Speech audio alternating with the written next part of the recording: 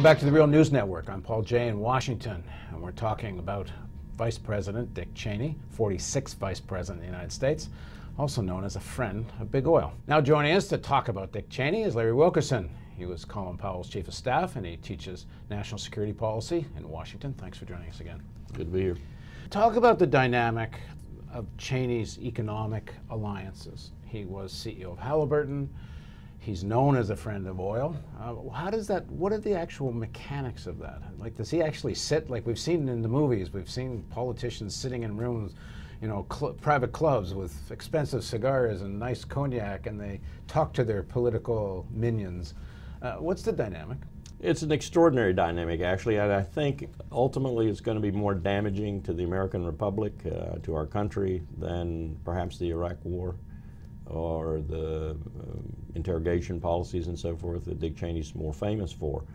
A book by a political scientist at Gettysburg College, Shirley M. Marshall, called The Co-Presidency of Bush and Cheney, documents a lot of what Cheney did to destroy about a half-century or more's regulatory work with regard to oversight of fisheries, forestry, oil, gas, minerals in general, you name it. If it was supervised, if it was overseen, if it was regulated by the federal government, Cheney, with his marvelous bureaucratic talent, moved in and essentially replaced the people who were in the positions that were central to this regulation, this oversight, with people who were either lobbyists for the industry being regulated or executives from that industry.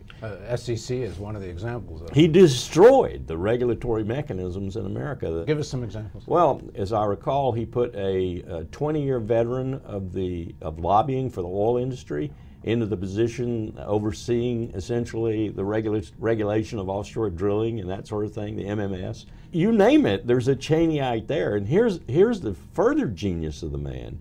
Every president since World War II, and before that too, in different ways, has left his mark on the administration that a incoming president really can't erase very easily.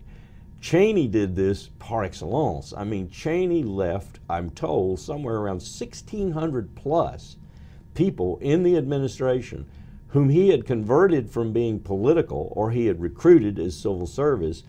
He converted them to civil service if they were political, and left them in these positions that are very key to regulation and oversight. And those people will take a year and a half, maybe even 2 years for the Obama administration to root out and get rid of.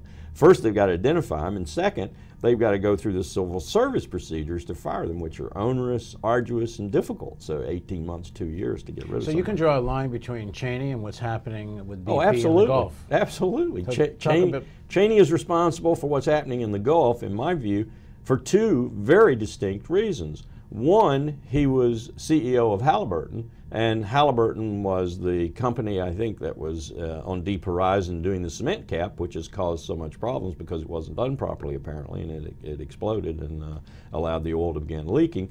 So, I mean, this is the company that he guided and ran, and was very proud of that, as he said many times, for several years. And he also, and I think this is a more direct responsibility. Well, just to be fair, we don't know that he was running the company at a time that had a direct connection with that pipe and the BP's pipe. No, we don't, but I would suspect that his lack of oversight and lack of expertise in the things that they do was very appreciated by the people who did them at Halliburton. I mean, you bring in a Rolodex guy and not a guy who really knows about the nitty-gritty of what you're doing, and the nitty-gritty gets done however you want to do it because the guy is bringing you the cash. So I don't have any problem ascribing responsibility to Cheney's leadership of Halliburton, leading into Halliburton's more profligate practices. Because you're saying it helps create a culture that allows. Absolutely, like absolutely. And we saw that in Iraq too. We saw Halliburton charging prices that were out of this world. Even convicted of it. Yeah, we can get convicted of this sort of thing, and actually having to break off Kellogg Brown and Root, its subsidiary, because Kellogg Brown and Root was getting so nefarious in what it was doing that Halliburton didn't want to be associated with it anymore. And of course, all this was cast as financial decisions and so forth. But in the second way, and I think the more profound way, Cheney's responsible for the deregulation that leads to, I think, lots more problems down the pike. In fact, I'm told there are, in this same category, I'm told there are platforms out there that are drilling at 7,000 feet. This one, Deep Horizon, was about 5,000 feet. I'm told that the same kind of procedures are being used on all of them. Just this morning I heard about the MMS again being embroiled in these kickbacks from the industry and so forth, people at the MMS on NPR.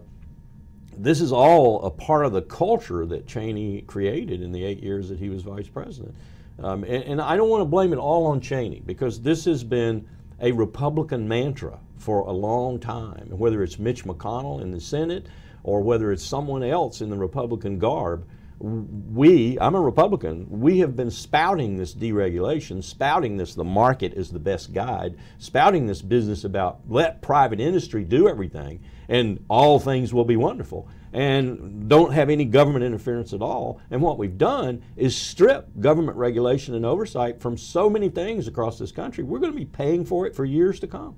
We're going to be paying dearly for it. There are going to be more oil spills. There are going to be more bridges collapsing. There are going to be more hurricanes that surprise us in their devastation and so forth, because we Republicans have stripped government of its ability, of its capacity to do the kinds of things that it should do, that no one else can do. Certainly not someone with a profit motive can do. Well, did you used to believe in this?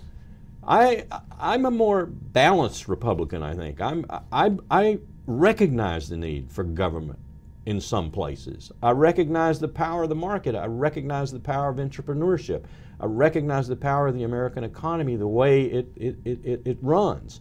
But I am not for divorcing government entirely from that economy, because when you do so, you get what we just went through. You get financial banks, for example, breaking all kinds of previous rules until they were stripped away, Glass-Steagall on, and you get messes, and you get incredible maldistribution of wealth. So a lot of these things get dressed up as ideological positions, like we believe in the power of the free market. The war in Iraq is we believe in democracy. But a lot of this is just about money making. It is about money making. It's about commercialism. I had a student at George Washington University who wrote a great paper about Colombia. Why have we been putting $750 million roughly a year, about $1 billion a year, some $6.8 billion overall, I think, into the Andean region, into Plan Colombia? Why have we been doing that? Has it really been to fight drugs? Has it really been to fight drugs? Is that what we're really interested in? Well, if you look at where we're talking about building our military bases, they're not near the FARC, the group that is involved in narco-trafficking. They're not near the cocoa fields. The bases are near the pipelines. The pipelines in Colombia, the oil pipelines. Where are we laying down our troops in Afghanistan? Near the Turkmenistan, Afghanistan, Pakistan, India proposed pipeline. It's all about commercial interest in the long run, and I don't fault the country for that. I don't fault our leadership for that. We do have to have a sound economy, and we do have to be competitive in the world. But I do fault them for making this less than transparent to the American people, and even to lying about it at times. Well, it's also a little difficult to get young Americans to go give up their lives to defend somebody's oil pipeline. Absolutely. So in the next segment of our interview, let's talk about the waning years of Cheney in the White House, and then we'll get caught up with where he is today. Please join us for the next segment of this interview on the Real News Network.